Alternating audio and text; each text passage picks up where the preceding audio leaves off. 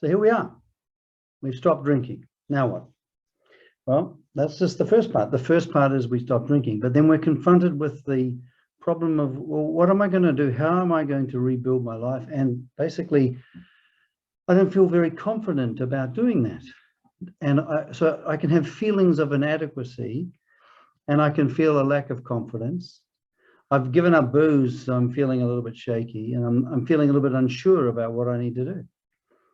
And the first thing is that sometimes it might feel, what kind of resources, what can I do? What can I rely on in myself to be able to rebuild my life? Do I have to sort of do this confidence thing of belief in myself? Well, maybe belief in myself is a little bit hard. Because why? Because I know that I've done certain things. I've been destructive to myself and to other people. So you've got the issue of guilt and the feeling of inadequacy. You know, am I up to turning my life around? What am I going to do? Well, I've got some very, very good news for you. We have been given, nature has given it, or God has given it, 5 powers, 5 powers that you can use in order to turn your life around. And these 5 powers don't depend upon your feelings. They don't depend upon what other people are saying and doing, and they don't depend upon the circumstances that you're in. But these 5 powers are something that when you exercise them, and you get good at exercising them, you gain what you would call inner strength or self-confidence. And self-confidence that I'm talking about has got nothing to do with having a wonderful view of myself, having a positive view of myself, and all this sort of stuff. What I'm going to be sharing with you now are 5 powers that you can verify for yourself. And these 5 powers that are actually part of you, you can learn to rely on them. In fact, when you rely on them and you don't rely on other people or circumstances to turn your life around, you are becoming what we call self-reliant. So we're not relying on an idea of ourselves. We are relying on 5 innate powers that we have at our disposal to turn our life around. So let's just have a look at the first one. You may be feeling that, where's the starting point of a new life? Well, the starting point is this. The first power that we have is we have the ability to wake up and become aware, literally become aware of what is happening. So what I want you to do, just to prove this, because I don't want you to believe it because I'm saying it. It's sound and sensible. Never believe anything unless you can verify it for yourself in your experience. There's a lot of BS in our culture about happiness, about success, about how to feel happy and all of that stuff. But the starting point of your life is that you have awareness. So what I want you to do is I want you to just pause for a moment and see what kind of sounds you can hear. So just do that. What sounds you can hear. Okay. Also notice what you can see. Look around the room and just notice the fact that you can be aware of what's here. And you can feel sensations in your body. And you can be aware of thoughts and feelings. And you can be aware of smells. And you can be aware of touch. So you have this power of awareness. Now, here's the great thing. It doesn't matter how many bad experiences that you've had in life. It doesn't matter whether people have treated you incredibly badly or whether you've treated other people incredibly badly. You'll probably find you're a bit of a mixture of both. But what you can know is this. This faculty of awareness is completely and utterly intact. It hasn't been damaged by past experience. You may have memories of painful experiences, but they are memories. But those memories do not stop you from pausing and becoming aware of what's in front of you. And that's what life is about, being aware of what's in front of you. So you've got this faculty where you can go, hang on a minute. And you can pause and you can say, what's happening here? And you can start to see and you can start to receive what is happening, so you get a clear idea based on awareness. So that's our first power. We have the ability to be aware of what's happening, whether it's what's happening in ourselves in terms of thoughts and feelings, what's happening in terms of what other people are saying and doing, and what's happening with our environment. So this is the starting point, awareness. And no matter, even if we lose sight of awareness when we're getting upset and we're caught up in emotions and now thinking, when we're caught up in emotions and thinking, of course, we're not aware. But irrespective, we can go, and we can pause and we can become aware. So that's the first thing. Isn't it a wonderful thing that even no matter what's happened or what you've done, this is something you can depend upon. You can pause and you can become aware. It doesn't require book learning. It doesn't require education. It is an innate gift that we have been given, that at any one time we can become aware. Now, the next thing is this.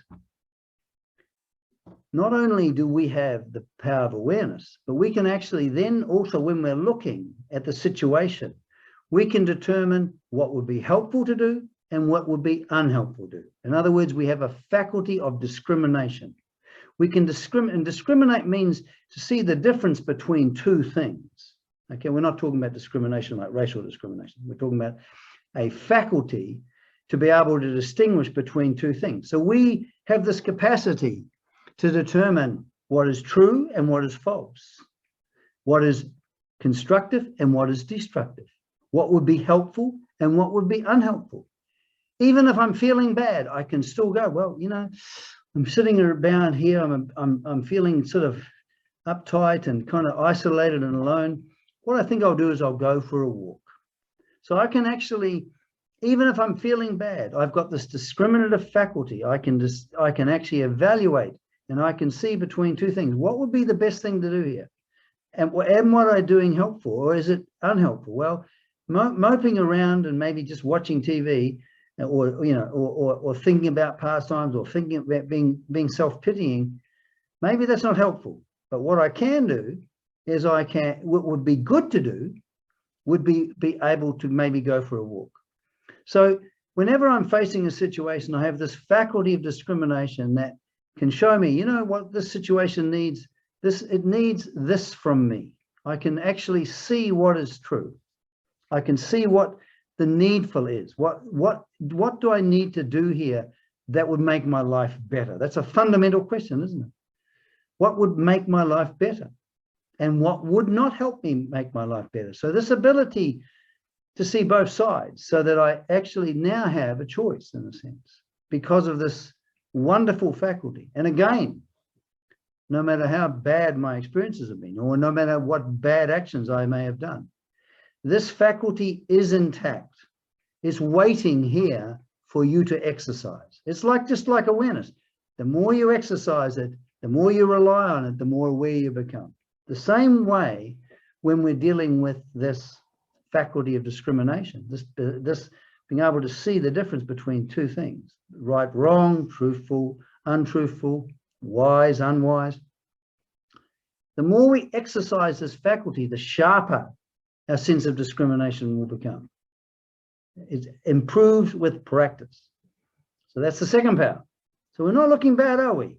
And the fact of the matter is, these are powers you have. You may not be used to exercising them consciously and deliberately, but you actually have them. Okay, now we have the wonderful third power. This is a magnificent power, and it consists of three elements. Once we see, if we could determine, well, it would be really good to do that and not to do that, we then have to be able to choose to do that. And that's the next one. We have choice over action. And choice over action is a pretty wonderful thing, because what it enables us to do is this.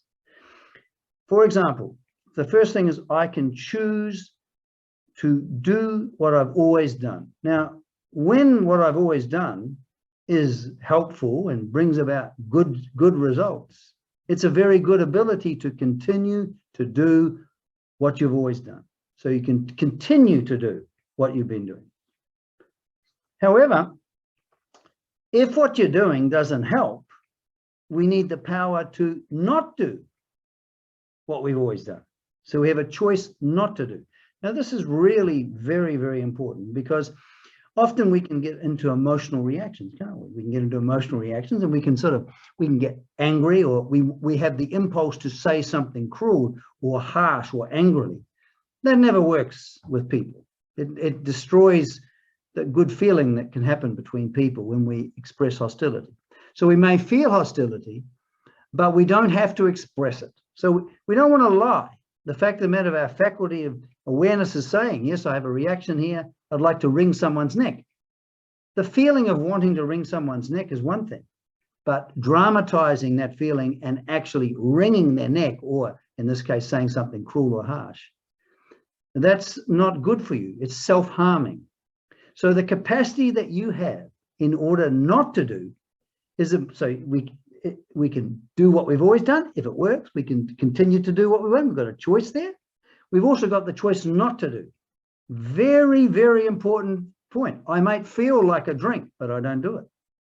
Okay, because I've got choice over action.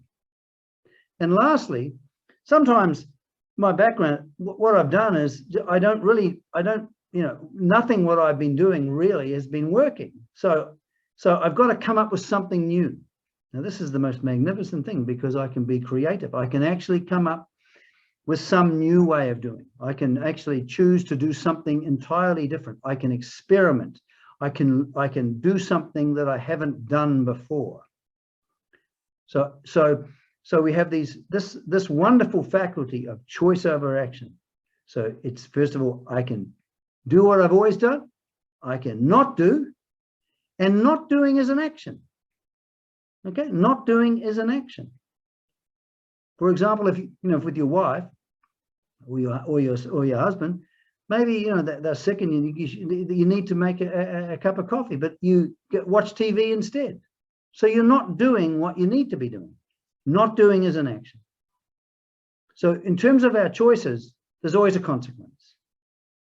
But we have this wonderful faculty, no matter how we feel, no matter what people are doing, no matter how difficult our circumstances, we have the choice to do what we've always done, not to do what we don't want to do or not helpful to do, or come up with something entirely different. Okay? Isn't that a wonderful thing? We're now starting to really look at what we got going for us, not based on some stupid psychobabble, I want to improve my self-esteem and all of that nonsense. We're not talking about that. We're talking about genuine self-reliance. Okay, so, and what is self-reliance? Relying on these powers. So we can see, so far we've gone through them. You can rely on the fact that you can be aware, and that's intact, it's not damaged. You've got the faculty of discrimination. That's also intact, not damaged.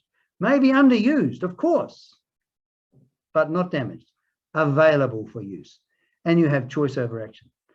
Now, what's the fourth power? Well, the fourth power is quite amazing. Do you remember when you were a child and you were learning how to ride a bike?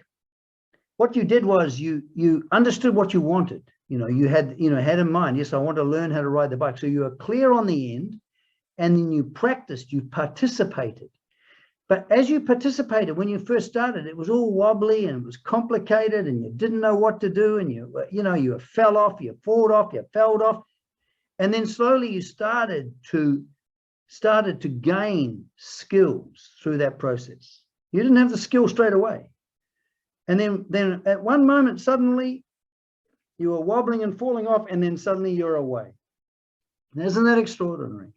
Isn't it extraordinary that you can be when you're focusing on learning something, and you're clear on what you need to learn, and you're participating, as you do that, what happens is a whole skill set is built into you. So you have this capacity to learn. And what do we need to learn in life? We got three things we really need to learn. We need to learn to be able to see reality accurately, and that's a skill. And we can get better at that. I'll go into that another time. But we need to be able to be able to clearly cognize what's in front of us, clearly without distortion. We need to learn material skills or skills, functional skills that we need. For example, we need to learn to clean our teeth. We need to know how to cook food. We need to learn how to make a living. All of these things, these are material skills that we need in life. And lastly, we need interpersonal skills. We need to know how to get along with other people. This is absolutely vital. They're all vital. Okay? But the fact is that we have this innate capacity that when we choose, if we're aware that, yes, I need to get good at this. We have a discrimination. Yes, it would be very good for me to learn this. I then got choice over action. I start to engage in learning it. And then this capacity to learn will look after itself. If I participate, I fall down, participate, but I don't go fall down and, oh, I can't learn this. No. The fact of the matter is you can rely on this capacity, this innate capacity, that if you focus, you can learn. And when you do, what happens is a whole skill set is built into you. You know what I mean? So you can learn. So we have the capacity to learn. And this is what we can rely on. This is not magic mumbo jumbo. You can learn to rely on the fact that you have this capacity to learn. This is the fourth power. And what's the last power? The last power is magnificent. It is the ability to imagine a desired result. So I can imagine, I can look at my life and I could go, okay, my relationship with my family is not good. I need to be more loving and caring as far as my children go. So I can actually form a picture in my mind of what that would look like. And then I can use the powers that I have in order to bring that ideal situation into existence through imagination. Okay, through directed imagination, purposeful imagination, if you like. Okay, so if things might feel hopeless, you may feel inadequate, and you may feel a lack of confidence, but they're just simply feelings. They've got nothing to do with confidence. Confidence is a natural outgrowth, if you like, of exercising your powers and getting good at exercising your powers, which we all have. The problem is, if we've been drinking for a while, we lose capacities. You know how we say that alcohol is a great remover? It removes our friends, it removes our money, it removes our occupation. It's a great remover. And what we need to do is we need to rebuild our life. But in order to rebuild our life, no one's going to rebuild it for us. We have to be self-reliant. But what do I mean by self-reliant? I'm not talking about relying on some beautiful picture of myself called self-esteem. I'm not talking about that. What I'm talking about is I rely on these innate powers that have been given me. I start to exercise them. And as I exercise them, my life will start to change. So it's a wonderful thing. Doesn't matter how you feel. Start exercising these powers. The feelings will look after themselves. Okay? So this is the real basis for self-confidence and self-reliance. It's first of all understanding that I first of all have these 5 powers, and secondly to start to exercise them in my daily life. I hope that was helpful.